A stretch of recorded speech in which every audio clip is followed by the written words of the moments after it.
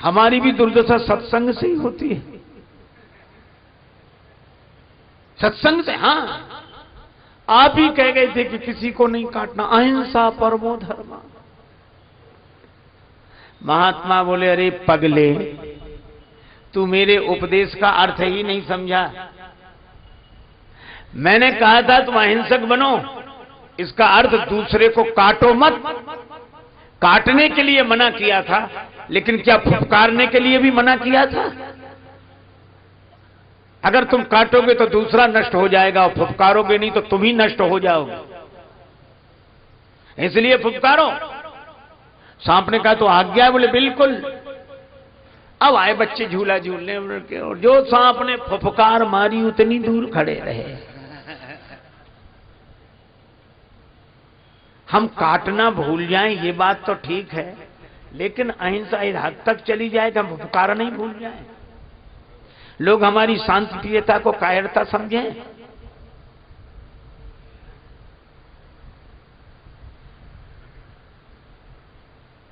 हमारे यहां के जितने भगवान हैं, जितने अवतार हैं, आप देखो सभी के हाथ में शस्त्र हैं।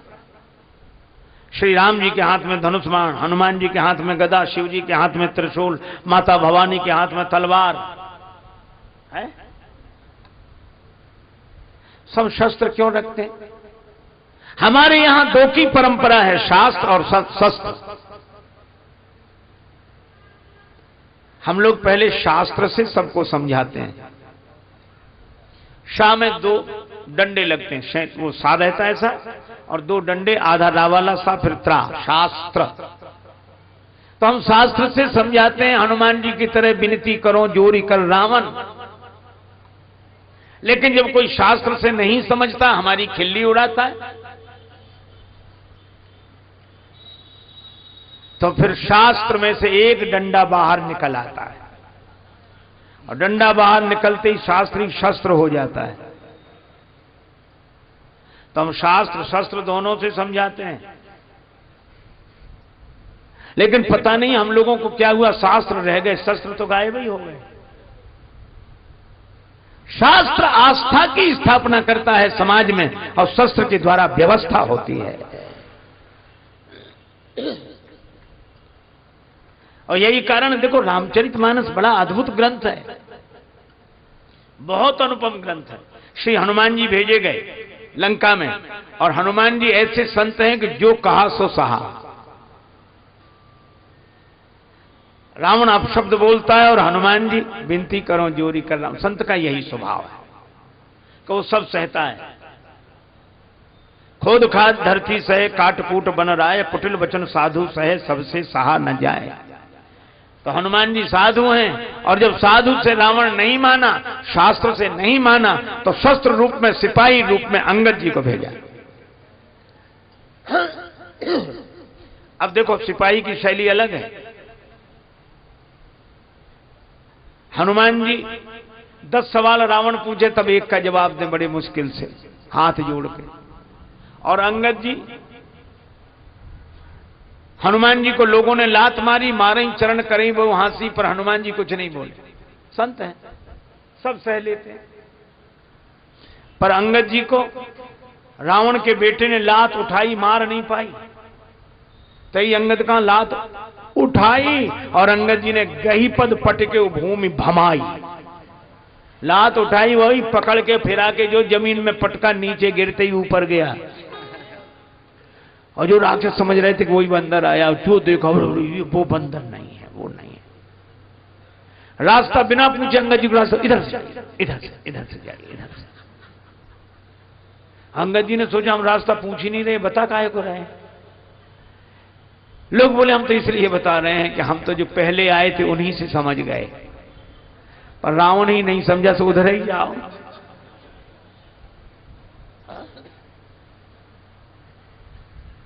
और उधर इसलिए भेज रहे कि हम तो बचे हैं, तुम ही जाओ उधर।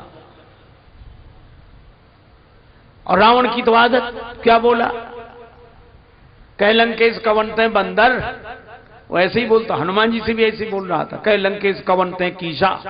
अंगद जी से बोला, कह लंकेश कवनते बंदर। अरे बंदर कौन है रे तू? तो हनुमान जी ने तो हाथ जोड़कर कहा कि मैं राम जी का दूत हूं।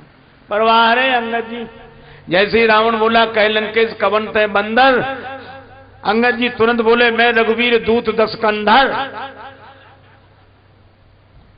तुम हमें बंदर कहो और हम तुम्हें श्रीमान जी आदरणीय पूजनीय, तुम कहो बंदर हम कहेंगे 10 कंधर। एक चौबे जी थे, बड़े अच्छे सज्जन आदमी, उनसे कोई कहे चौबे जी तो संबोधन उत्तर दे हां जी, और कोई कहे आके चौबे तो वो तुरंत कहते क्यों बे।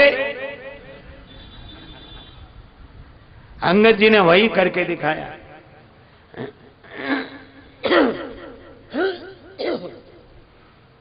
जिस रावण की सभी स्तुति करते हैं, मैं प्रसंग नहीं कह रहा हूं, केवल एक बात कह रहा हूं।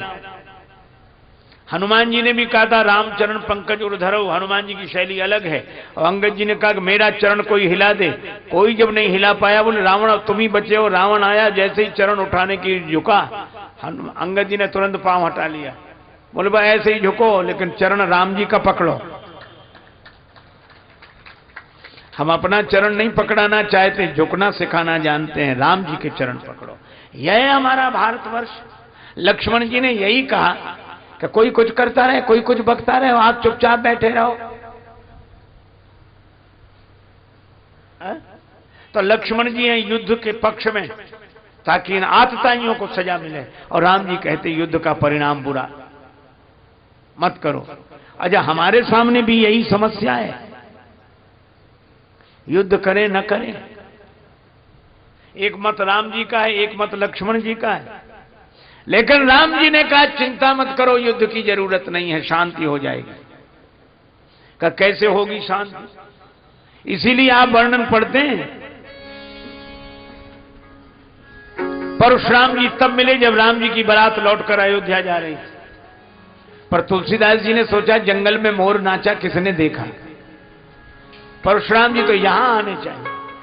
ते अवसर सुनी सेव धनु भंगा,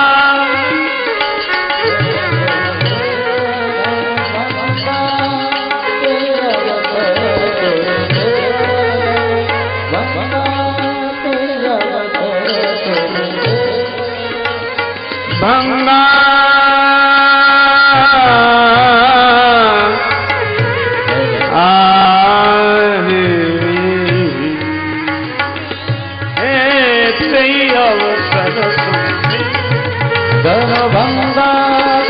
अवसर सुनि भंगा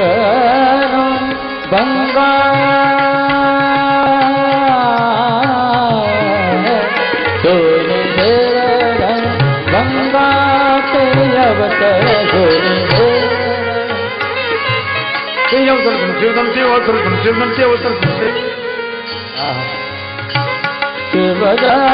भंगा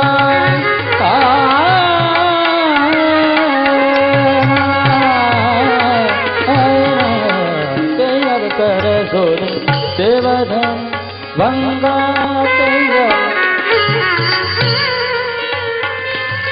शिवधनु भंगा आयु रघुकुल कमल पतन, ते अवसर सुन शिवधनु सुन शिवधनु सुन।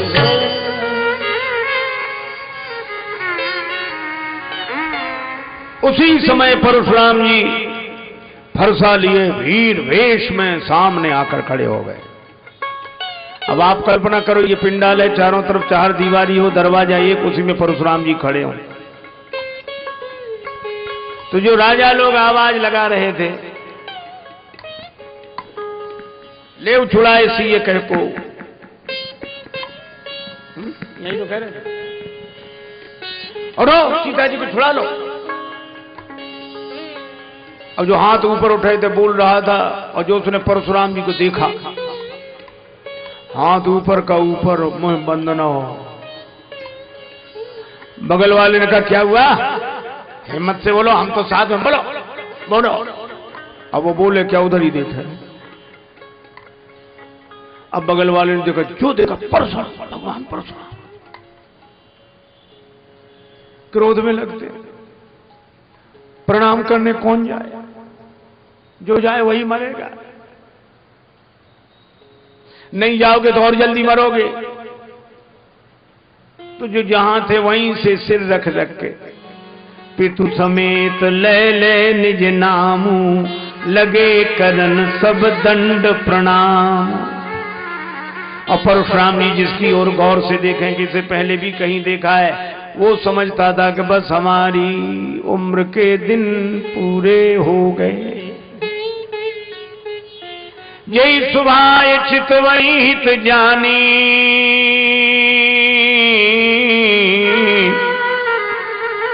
सो जानई जनु आयु फुटान।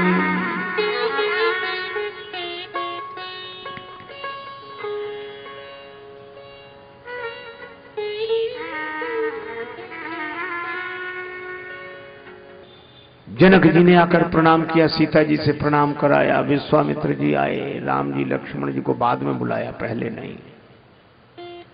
विश्वामित्र जी को गले से लगा लिया परशुराम जी ने, और परशुराम जी के दोनों हाथ विश्वामित्र जी अपने बगल में दबा लिए। और उसी समय बोले, राम चलो प्रणाम करो, लक्ष्मण प्रणाम करो। मतलब ये था कि जब तक हम इनके फरसे वाला हाथ दबाए तब तक कर लो प्रणाम, नहीं ऐसे प्रणाम करने कोई कह देगी यही है, फरसा उठ जाए तो संभाले कौन। राम जी लक्ष्मण जी ने प्रणाम किया, आशीर्वाद दिया। अरे भाई बड़े सुंदर है, कौन है, इतनी जल्दी परिचय दिया, राम लखन दशरथ के ढोटा। आशीर्वाद ठीक ठीक। अब जनक जी से पूछा ये भीड़ कैसी इकट्ठी है। जनक जी ने कहा बेटी का विवाह धनुर्भंग की प्रतिज्ञा की थी, धनुर्भंग की प्रतिज्ञा की थी। परशुराम जी ने पूछा क्या धनुष टूट गया? पलटकर देखा धनुष के दो टुकड़े। बड़े क्रोध में बोले, कौजल जनक धनुष कहीं तोड़ा।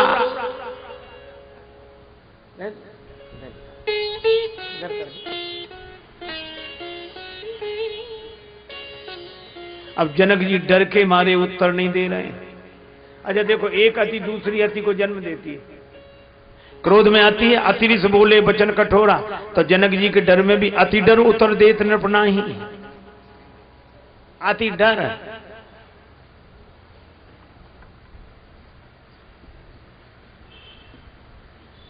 राम जी ने देखा कि कोई नहीं बोल रहा है।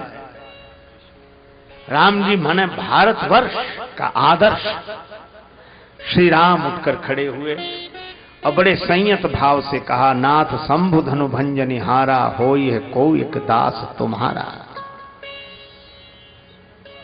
आपका कोई दास होगा। परशुराम जी बोले, दास वो होता जो सेवा करे, सेवक सो जो करे सेवका, ये सेवा का काम है। राम कान खोलकर सुन लो, जिसने शंकर जी का धनुष तोड़ा वो सहस्त्राबाहु के समान हमारा शत्रु है। सभा में बैठे राजा कांप गए। जब परशुराम जी ने फरसा दिखाया, सहस्त्राबाहु के समान हमारा शत्रु है, तो राजा लोग कहते, हे भगवान अच्छा रहा कि हमसे धनुष नहीं टूटा, न अगर धनुष हमसे टूट जाता तो इनसे कौन सुलझता। भगवान जो करते अच्छा करते, तकदीर आजमाने तो हम भी गए थे।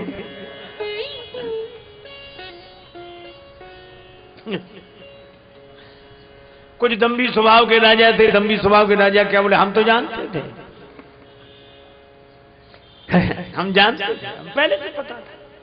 धनुष तोड़ने के बाद यही नौबत आएगी, इसलिए उन्हें जानबूझ के धनुष नहीं तोड़। नन्हे से राजकुमार राम जी धनुष तोड़ सकते, क्या हम नहीं तोड़ सकते? पर ये हमारी दूरदर्शिता है।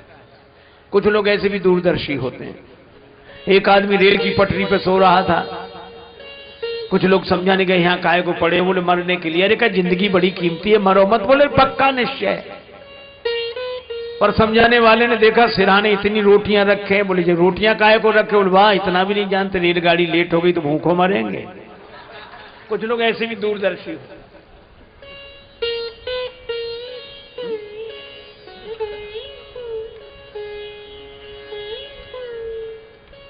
भगवान ने परशुराम जी के मन में प्रेरणा की कि इनका इलाज और हो जाए।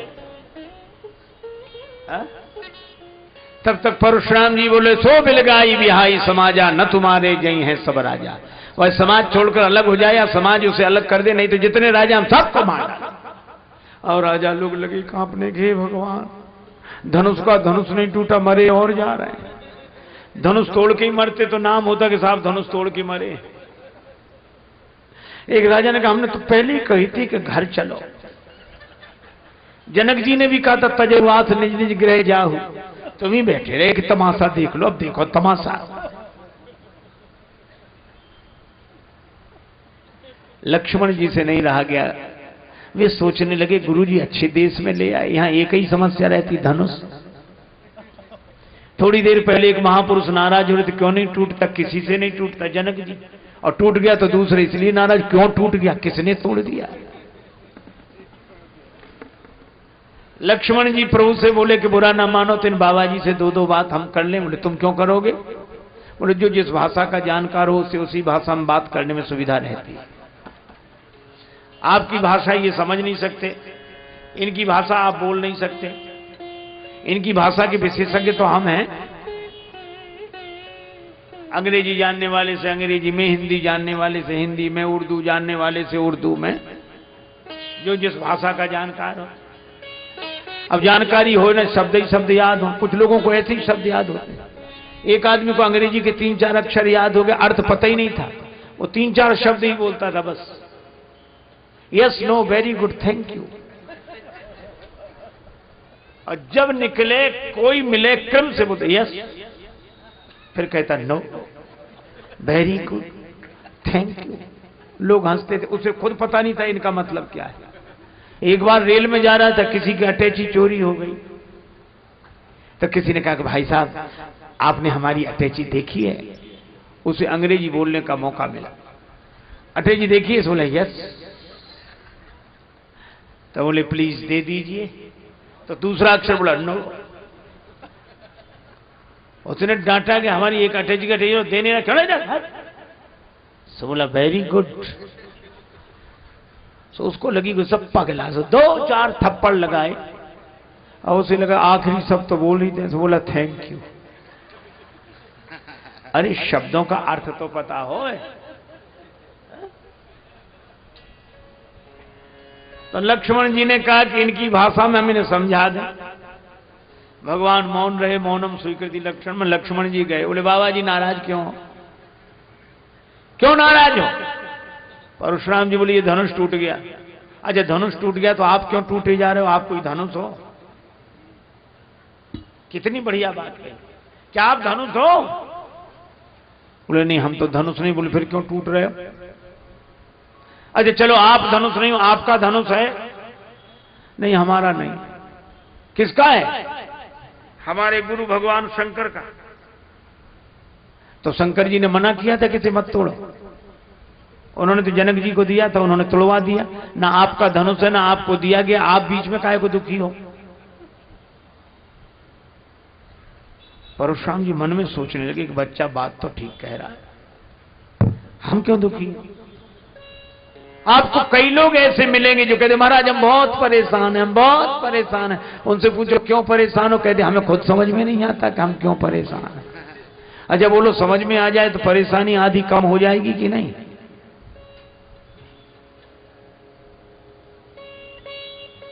लेकिन आपको पीड़ा है, पीड़ा का अनुभव आप करते हैं, पर रोग का निर्णय डॉक्टर करता है।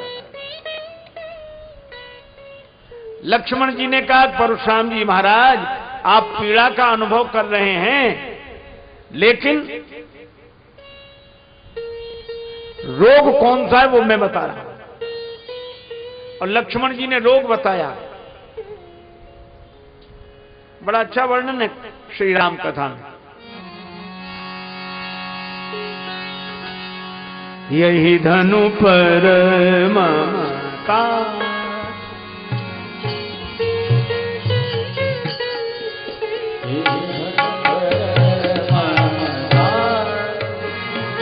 ममता के ही हेतु यही धनु पर ममता, ममता ममता।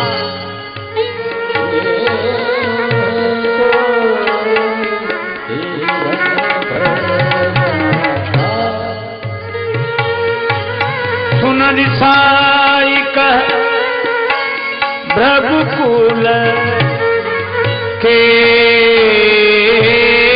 तू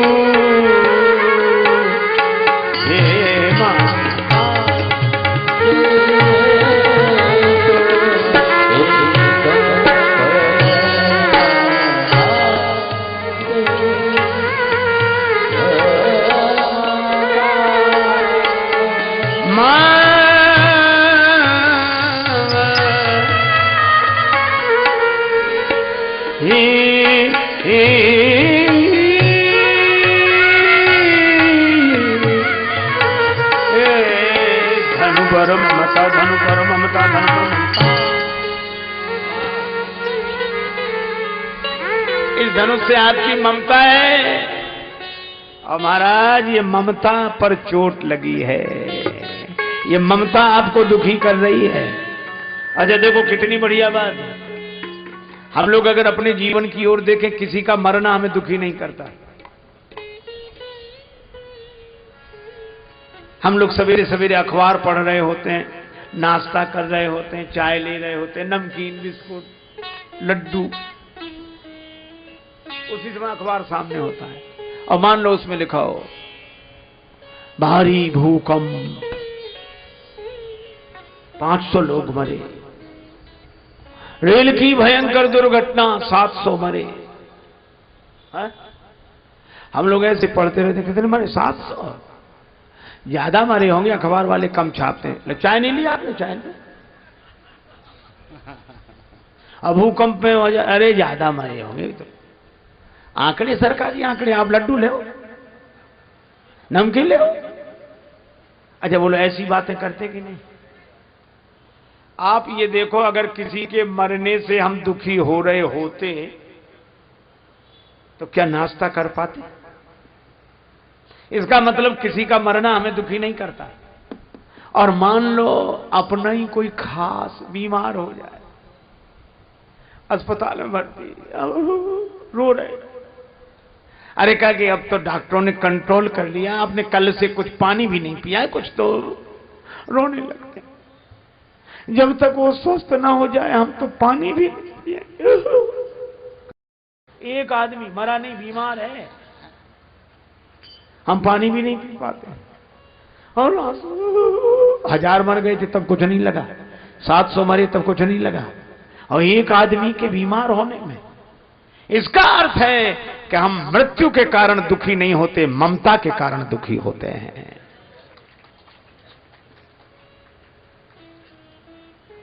हजारों मर गए हों, कोई अंतर नहीं पड़ता। एक अपने साथ खास रहने वाला, संगत करने वाला,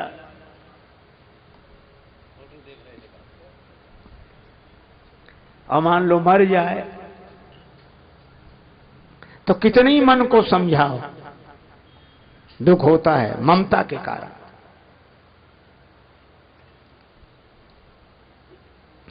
लक्ष्मण जी ने कहा तुम्हारी इस धनुष से ममता है, ममता न होती तो ये दुख नहीं होता। और रामचरितमानस में कहा ममता दाद, ये दाद का रोग बड़ा खराब होता है महाराज, जिन्हें होती है वही जानते हैं। दाद जब देखो तो खुजली, औरों के भी अंग हैं, उन्हें नहीं लगती खुजली क्योंकि दाद नहीं है।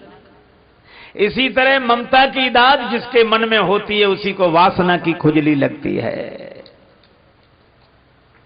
अब बात तो लक्ष्मण जी ने सही कही, ममता, लेकिन केवल ममता होती तो दूर हो जाती। अहमता, छोटा बच्चा हमें समझा रहा है।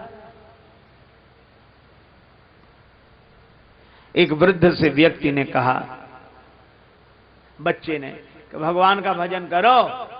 तो वृद्ध क्या बोला, कलयुग आ गया है, कौन कलि के गुण गावे रे, छोकरा ज्ञान सिखावे रे। बेटे ने कहा कानों से भगवान की कथा सुनो, इन कानन से सुनो अब कृष्ण कथा दिन रात। वृद्ध क्या बोला, जो सुन तो गांव में छिपके सबकी सुन तो बात, बने बहरा पछतावे रे। कथा सुनो, बोले अगर सुनाई पड़ता तो गांव भर की बातें ना सुनते।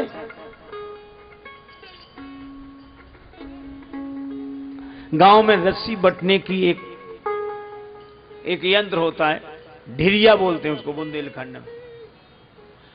उसको ऐसे रस्सी तानते हो, ऐसे ऐसे घूमता है ऐसे। युवक ने कहा माला ले लो हाथ, करते कछु नहीं कर रहे, माला ले लो हाथ। तो क्या बोला, माला को हो तो बुतो, तो ढिरिया ले तो कात, बिछावन बिन दुख पावे रे।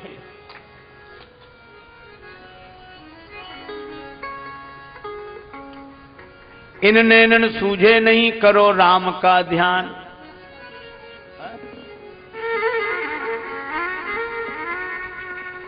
अरे बोलो जो दिखतो तो क्यों फिर तजे खेत खलिहान, उन्हीं को देखते। कलयुग आ गया। परशुराम जी को लक्ष्मण जी ने समझाया, कहने कल का छोकरा हमें समझा रहा है, रे बालक काल बस। ये अहमता है, ममता का रोग है, लेकिन अहमता उस पर उसके साथ है। बोले क्यों रे, शिव धनुष तुम्हारी छोटी बालकों की खेलने वाली धनुही के समान। लक्ष्मण जी बोले हमारी समझ से सब धनुष समान ही होते हैं। क्यों, बोले कोई धनुष वरदान नहीं लेता, सब प्राण ही लेते हैं। लखन कहा हंस हमरे जाना, सुनो देव सब धनुष समाना। अब जो सुना, परशुराम जी बोले डरता नहीं। तो फरसे की तरफ बोले, चितय परस की ओरा, रेसठ सुने उस स्वभाव न मोरा भी। फरसे की तरफ देखा था कि ये भी देखें फरसे की तरफ। लक्ष्मण जी ने नहीं देखा। कई लोग दिखाना चाहते। एक आदमी को विवाह में अंगूठी मिल गई, सो महाराज जहां जाए अंगूठी दिखाए, पहन के साइकिल से जाए मिठाई की दुकान पर। और भैया सब आराम है, ठीक है, कुशलता है, और भाई साहब ठीक है, और ठीक। लोग बड़े कोई। एक दिन गया मिठाई खरीदने, चौबे जी की दुकान थी। चौबे जी धोती पहरे, ऊपर से चादर ओढ़े बैठे। अब आया, अच्छा ये जलेबियां कैसी थी, ये इमरती, ये पेड़ा, ये लड्डू, ये। चौबे जी ने देखा ये अंगूठी दिखा रहा है। तो चौबे जी एक 5 तोले का बाजूबंद बांधे थे। तो उन्होंने अपना चद्दर हटाया और ऐसे दिखा के बोले सभी एक भाव है, ले जाओ जो ले जाओ।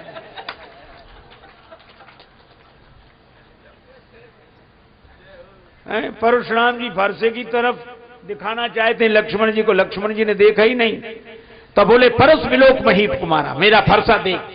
लक्ष्मण जी बोले जब से आए हो तब से फरसा ही तो दिखा रहे हो, और ये गनीमत है कि हमने फरसा नहीं देखा। फरसा देखते तो युद्ध हो ही जाता। मैं फरसा नहीं देख रहा हूं। मैं जानते हो क्यों शांत हूं? क्यों? क्योंकि भृगुसुत समुझ जनेऊ बिलो की, मैं आपका यज्ञोपवीत देख रहा हूं। आप ब्राह्मण हैं, महात्मा हैं। फरसा देखता तो लड़ाई हो ही जाती। एक और धारे धनु, एक और धारे बाण, एक और परस सुधारे तेज तायो है। एक और शूल, एक और लौह वर्म झूल, एक और तोमर त्रिशूल लटकायो है। बिंदु कवि धन्य भृगुवंशज मुनीस, तुम्हें संत वेश में विचित्र रूपक लखायो है। और मैंने जान्यो को कुशल कारीगर है, जनकपुरी में शस्त्र बेचवे को आयो है। हमने समझा कोई बहुत बढ़िया कारीगर है जनकपुर में। आप तो परशुराम जी को आप जनि देव दोष मोहि लोगु, कटुवादी बालक बद जोगु, और हाय और जो आप तो। लक्ष्मण जी बोले हाँ काटो माता पिता का तो सिर। माता का सिर काट के पिता के ऋण से उर्ण हुए, अब गुरु का ऋण रह गया तो हमारा सिर काट के पूरा कर ले। लेकिन तब रघुवंशी वीर नहीं मिले होंगे तुम्हें। अब तो परशुराम जी और राम जी ने तुरंत लक्ष्मण जी को देखा। सुनी लक्ष्मण बेहसे बहुल नयन तरे रे राम। राम लेकिन धन्य है लक्ष्मण जी जैसा कोई नहीं है। देखो आप बल्ब का बटन दबाओ, बल्ब जल जाता है, ऑफ करो बुझ जाता है। लेकिन पंखा,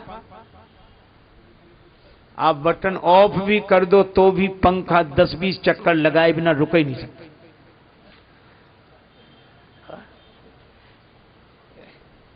दोनों का बटन आपके हाथ में। अच्छा कभी कभी ये चलता भी नहीं है पंखा, चाहे जितना बटन ऑन करो। लोग करते ना बटन, देखते ऊपर चल ही नहीं रहा। रेलगाड़ियों में अक्सर होता था 3 टायर में, जब हम लोग चलते थे महाराज, हम लोग एक बार 3 टायर में जा रहे थे, एक आदमी आया, तो हम तो ऐसे मुंडित थे उस समय। सो आके बोला महाराज प्रणाम, खुश रहो भैया। महाराज कंगा है? तो हमने कहा हमें कंगे की क्या जरूरत है? नहीं महाराज हो तो हम, क्यों जरूरत तुम्हें क्यों पड़ी?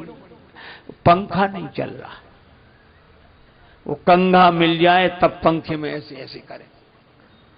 है कितनी कोशिश करके चलाना पड़ता अगर जाम हो पंखा तो। जो भक्त होते हैं उनका रिमोट भगवान के हाथ में, बंद करें तो बंद, शुरू करें तो शुरू, वो भक्त हैं। और अभिमानी वो बंद करने पर भी अहंकार के कारण चक्कर में पड़े बिना माने नहीं। बल्ब बंद होता है, पंखे को बंद होना पड़ता है। एक जगह हम लोग कीर्तन कर रहे थे, सीताराम सीताराम सीताराम कहिए, जाही विधि राखे राम ताही विधि रहिए, यही कह रहे हैं। एक आदमी बड़े जाही विधि राम, अरे उनका अच्छी तरह कीर्तन करो, जाही रहिए। सो बोला रहिए क्या, रहना ही पड़ेगा और कर भी क्या सकते हैं। जब रहना ही पड़ेगा तो मजे से रह लो। लक्ष्मण जी को राम जी ने नेत्र दिखाए, लक्ष्मण जी तुरंत बैठ गए। मान लो 2 में झगड़ा हो रहा, आप एक को रोको, रहने दो, अरे तुम रहने दो, अरे नहीं साहब कैसे रहने दें, आप हाथ जोड़ रहे हैं, लेकिन गलती। मैंने एक घटना आंखों देखी, आंखों। एक जगह संगीत का कार्यक्रम था, उसके पहले हमारे द्वारा कथा हुई, और शास्त्रीय संगीत के बड़े मर्मज्ञ व्यक्ति, बहुत बड़े विद्वान तानपुरा से गाते थे। हमें शुरू से ही उत्सुकता रही तो हम लोग ऐसे बैठ गए। उन्होंने गाना शुरू किया, वाह वाह हुई रात को 12 बज रहे, क्या बात, क्या बात, इतना बढ़िया गाया। और गाने के बाद बोले चाय, बोले अच्छा भी आती, चाय बन। पता नहीं किस मिजाज में थे, बोले अभी तक आई नहीं चाय। हाँ क्या आ रही सर। फिर क्या बोले, जिसके यहां ठहरे थे उसी से, तुम्हारे यहां जब से आए हैं कोई व्यवस्था ही नहीं। अब उसको भला बुरा हो ऐसी बातें करने लगी जैसे कभी जानते ही ना हो, सबके बीच में, गांव भर शहर भर सुन रहा है। तो उनको भी खराब लगा जिनके, तो उन्होंने कहा कि नहीं आप ये गलत कह रहे हैं, चाय अभी आ रही है आप, बोले नहीं नहीं नहीं। तो उन्होंने कहा कि नहीं ये बात गलत है। तो उनके गुरु बैठे थे वहां वहीं, तो गुरु ने धीरे से कहा कि तुम चुप रहो। उनसे कहा कि तुम चुप रहो, तो तुरंत बोले तुम चुप रहो। तो उन्होंने कहा नहीं सर ये गलत बोल रहे हैं। मैंने खुद सुना, गुरुजी ने केवल एक बात कही, नहीं और सर एक साथ, नहीं और सर एक साथ, या तो सर मत कहो या नहीं मत कहो।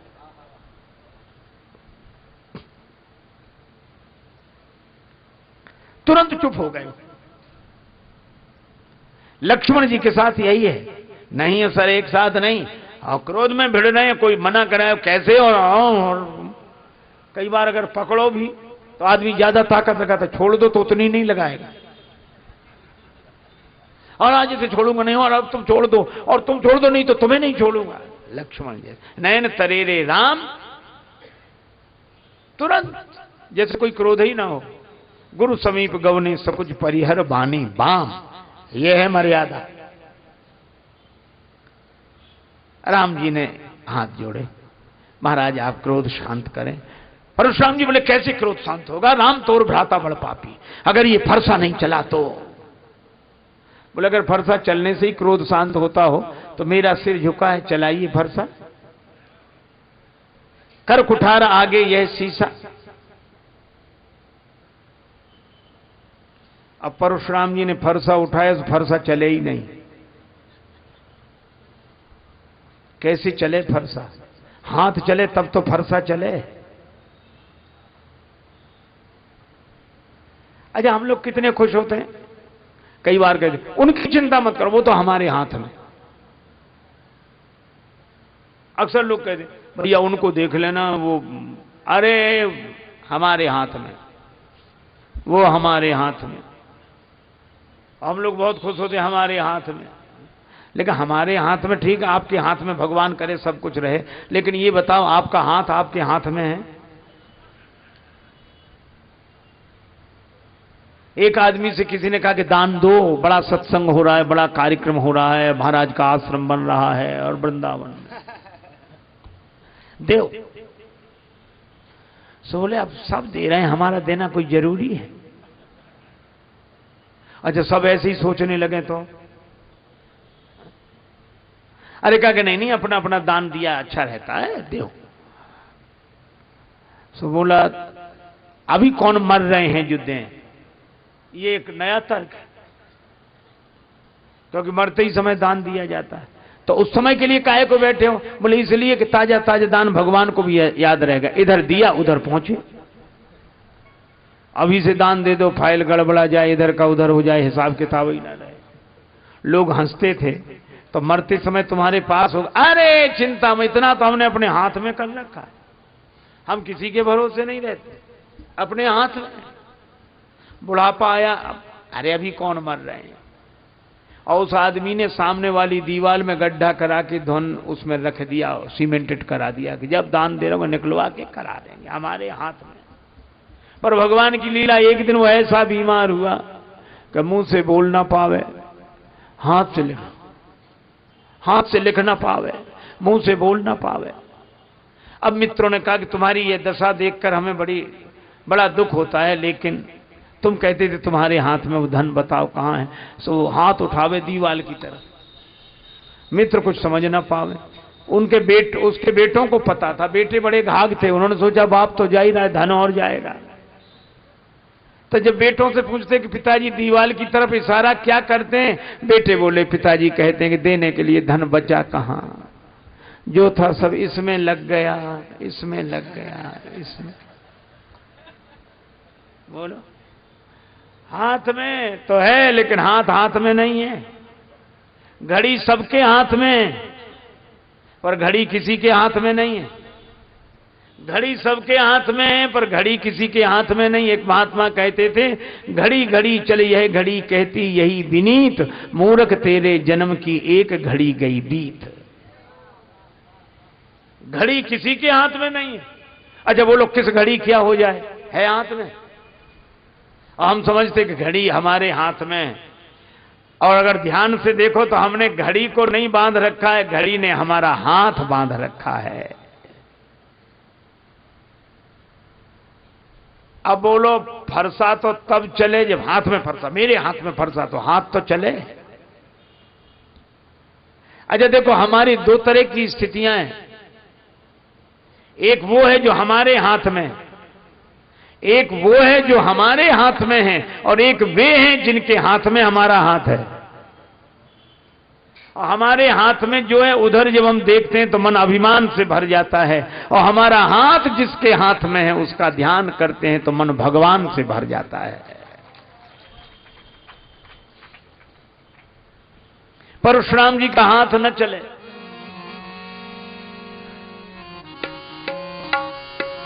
बहई न हाथ दहई रिस छाती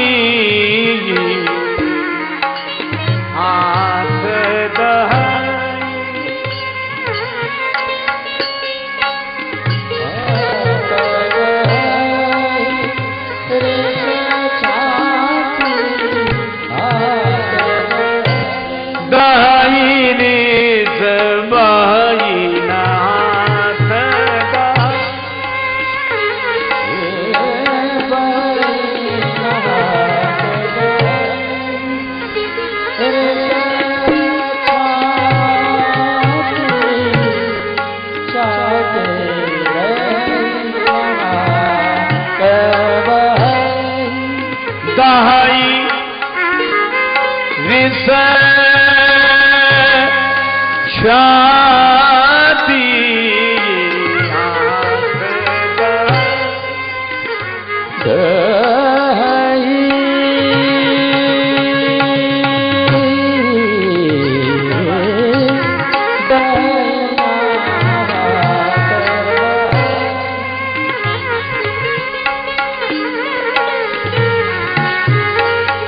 बाईनाथ दाई लित छाती बाईनाथ दाई लित छाती बाईनाथ।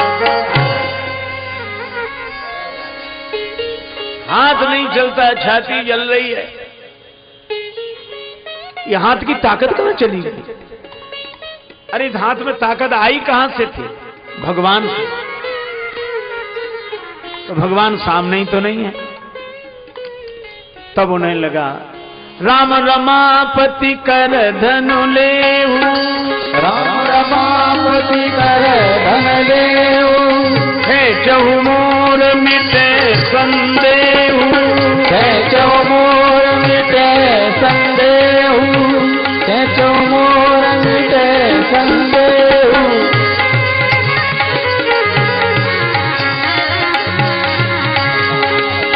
हे चहु मोर मिटे के चौमोर मिटे संदेहु, के चौमोर मिटे संदेहु, के चौमोर मिटे संदेहु। हे राम जी, मुझे लगता है भगवान विष्णु का इस रूप में अवतार हुआ है। इस धनुष को चढ़ा दी। तो परशुराम जी ने धनुष को देने की इच्छा की, तब तक देत चाप आप ही चले गए। धनुष अपने आप गया। परशुराम जी को लगा कि मेरा हाथ चैतन्य ये चल नहीं रहा है और धनुष जड़ ये अपने आप चल रहा है। हाथ में चेतना है, ये चल नहीं रहा है, धनुष अपने आप चल रहा है। लक्ष्मण जी बोले सामने देख लो कौन खड़े हैं। राम जी, इनकी विशेषता क्या है? जो चेतन कहां जड़ करई, जड़ ही करई चैतन्य। अस समर्थ रघुनायक कहीं भजे ही जीवते धन्य। ये जड़ को चैतन्य, चैतन्य को जड़ बना देने की क्षमता रखने वाले।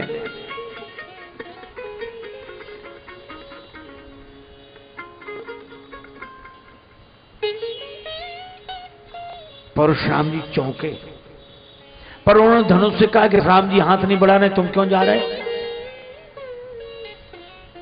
धनुष बोला हमें राम जी की जरूरत है इसलिए जा रहे हैं, राम जी को हमारी जरूरत नहीं। अरे वो तो ठीक है लेकिन थोड़ी अकड़ तो दिखाओ, राम जी हाथ नहीं बढ़ा रहे तो अपने आप जा रहे हो। धनुष बोला ना बाबा, एक धनुष ने अकड़ दिखाई तो दो टुकड़े हुए पड़े हैं, हम भी अकड़ दिखाएं टुकड़े कराएं।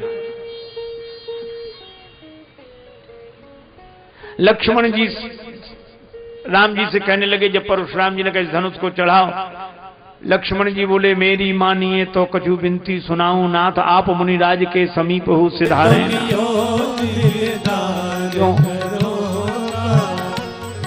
एक धनुष के पास गए थे, उसका ही तो मुकदमा चल रहा है, फैसला नहीं हुआ, और दूसरे धनुष के पास और जा रहे हैं। इसमें क्या गड़बड़ी होगी? इसमें तो परशुराम जी कह रहे हैं। बोले उसमें भी क्या गड़बड़ी थी? जनक जी खुद कह रहे थे। तो गड़बड़ी क्या हुई? बोले चाप गुरु को चढ़ो तो चेला जी पधारे, और चाप चेला को चढ़े तो कहूं गुरु जी पधारे ना। अभी तो परशुराम जी आगे मेरे गुरु का धनुष किसने तोड़ा, थोड़ी देर में शंकर जी मेरे चेले का धनुष किसने तोड़ा। ये तोड़ने ही तोड़ने की बात करोगे कि जोड़ो? राम जी मुस्कुराए। तब तक धनुष राम जी के पास आया, राम जी ने धनुष तान कर चढ़ा दिया। अब इसका लक्ष्य बताओ। परशुराम जी हाथ जोड़कर सिर झुका दिया, प्रभु इस बाण से मेरे पुण्यों को नष्ट कर। घर द्वार छूटे नहीं छूटता वो भगवान। लक्ष्मण जी ने कहा पुण्य नष्ट करा रहे हो, पाप नष्ट कराओ। घर द्वार किधर है? परशुराम जी ने कहा कि पाप तो उसी समय नष्ट हो गए जब इनका दर्शन हुआ, भगवान का दर्शन हुआ, पाप नहीं। पुण्य अच्छा, जब पाप पुण्य दोनों नहीं बचेंगे तो जीवन चलेगा कैसे? गति राम ही सो मति राम ही सो रहती राम तो राम ही को बलु है।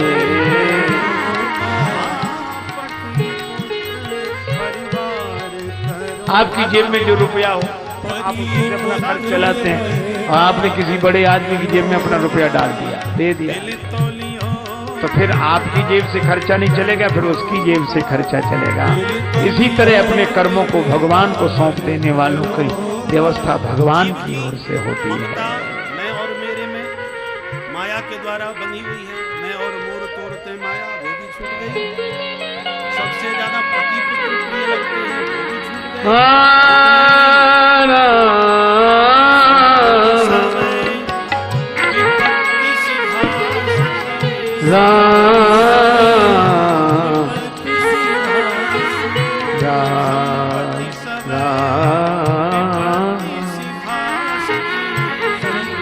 राम राम राग रंग दुख कही जय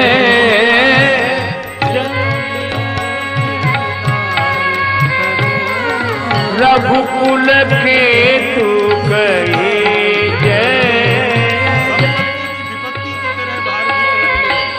रघुकुल के तू कह अनुचित बहुत कहूं अज्ञाता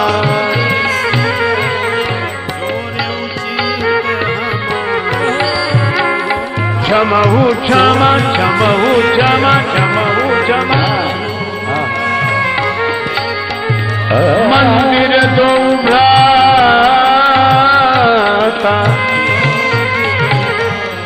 क्षमा मंदिर दो भ्राता क्षमहु क्षमा क्षमहु क्षमा क्षमहु क्षमा।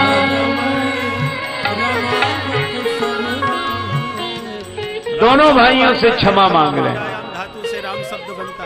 रमन्ते योगी नाम हृदय, जो सबके हृदय में रमण कर। पर लक्ष्मण जी भी तो क्रोध में थे, इनसे काहे को क्षमा मांग। देखो डाकू और डॉक्टर की एक राशि होती है, पर एक राशि होने से कोई मतलब नहीं है।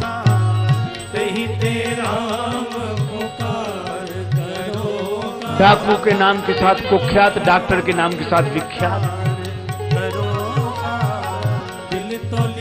डॉक्टर को इनाम दिया जाता है, डाकू पर इनाम बोला जाता है। दोनों के हाथ में छुरी और दोनों चलाते हैं, लेकिन अंतर यही है कि डाकू जीवन नष्ट करने के लिए छुरी चलाता है और डॉक्टर जीवन बचाने के लिए छुरी चलाता है। लक्ष्मण जी ने जो क्रोध किया परशुराम जी के उपचार के लिए। अच्छा देखो एक बात और बताएं आपको,